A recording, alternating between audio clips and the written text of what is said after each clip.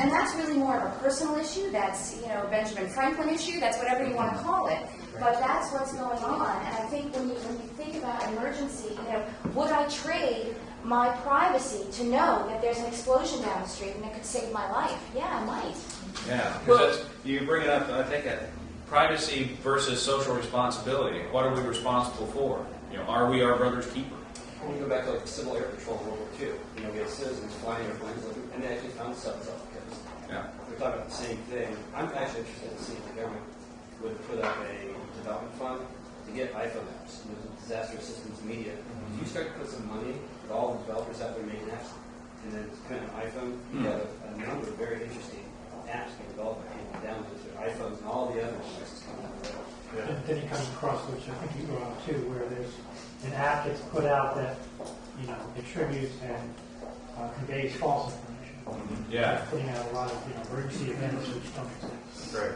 And that happens in the real world. I mean, people call 911 and report, you know, the jewelry store is being robbed, and then they go rob the bank. So people aren't taking that information and repeating it. You know, it's not that third parties are looking at this whole situation and saying, hey, look, something new happening. I'm going to retweet that or I'm going to blog about it. Right. That's sort of a one-to-one or sort of more now. Sure. Since I know that you're like the big guru of technology in the city of Seattle, I'm happy to hear you. I mean, really, and I'm still the only local person as opposed to a federal government person or federal. Okay. Have people here heard of Next Generation 911? So there's actually a program, with, I think the FCC promulgates it, for Next Generation 911. Right now you want to call 911, you call 911. But in the future, how about the things we've been talking about? The cameras, the cell phone cameras, the videos, Twitter, text messages. Next Generation 911 intends to be able to have people, regular people, send that stuff to 911. And then internally to city and county governments, it would be rebroadcast to police officers or firefighters in the field, so they would have some sort of information. There's still the question of just amalgamation of the data.